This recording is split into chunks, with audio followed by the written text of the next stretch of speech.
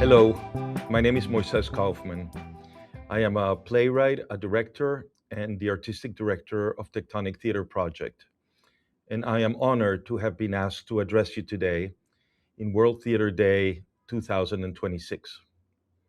Hola, soy Moisés Kaufman, soy escritor, director y director artístico de la compañía de teatro Tectonic Theater Project. Y me siento muy honrado de haber sido elegido para dirigirme a ustedes en este Día Mundial del Teatro 2026.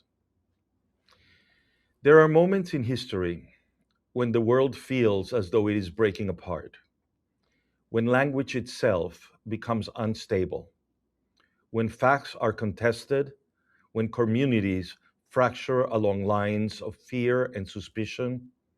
And in such moments, we may ask ourselves, what is the role of theater? I was born in Venezuela and came to the United States as an immigrant. To leave one's country is to experience a sort of rupture, a rupture of language, a rupture of belonging, a rupture of certainty.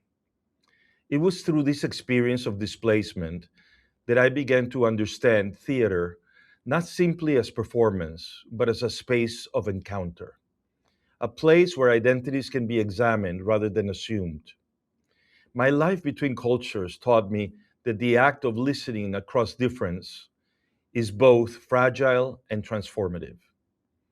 When we founded Tectonic Theater Project, we were driven by a single curiosity. How do we understand the world through the stories of others? How do we gather narratives from the real world, fragments of memory, contradiction, silence, and shape them into something that allows us to see one another more clearly? This process has taught me something essential. Theater is the art of inquiry. Theater, at its most urgent, is an act of investigation. When we created the Laramie Project, from the voices of a small American town grappling with an act of violence, we discovered that the stage could become a civic space. Audiences did not come simply to watch, they came to witness. They came to confront grief, anger, confusion, compassion, sometimes all at once. The theater became not a courtroom and not a pulpit, but a gathering place. That experience changed me. It revealed that theater can hold complexity without sacrificing community. In our time, public discourse often demands that we choose sides quickly. It rewards outrage and punishes nuance. Yet theater insists on something different. It asks us to dwell in ambiguity. It invites us to encounter the humanity of those we might otherwise reduce to categories. And this is a courageous act. To sit in the dark beside strangers and listen deeply is a form of resistance. It resists isolation. It resists dehumanization. It resists the temptation to turn away.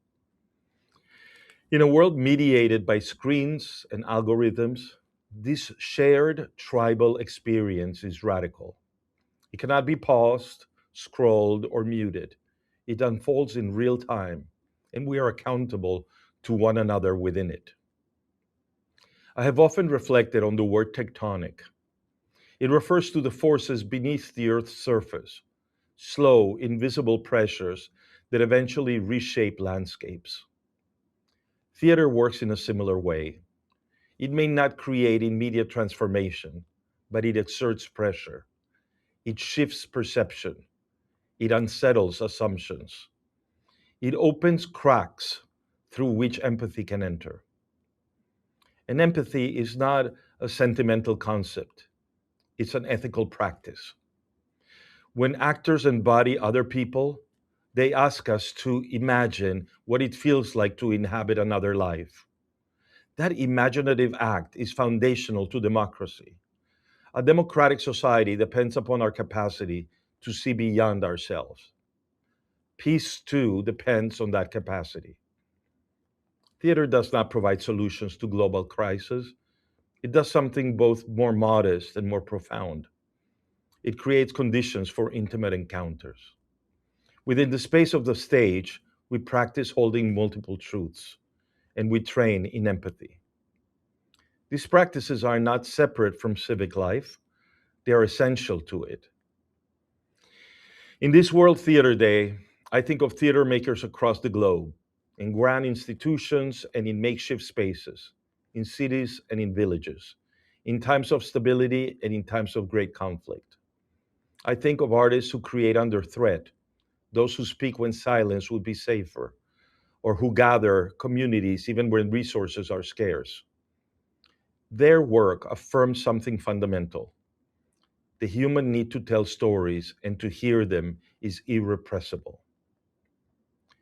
So today, let us honor the rehearsal rooms where questions are asked with rigor and humility. Let us honor the actors who risk vulnerability and honor the designers who shape worlds from light and shadow. Let us honor the crews and theater staffs that make the work possible. And let us recommit ourselves to the slow, tectonic work of listening.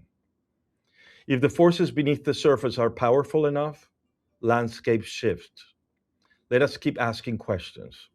Let us keep listening. Let us keep gathering in the dark, believing that when the lights rise, we may see one another more clearly. Thank you.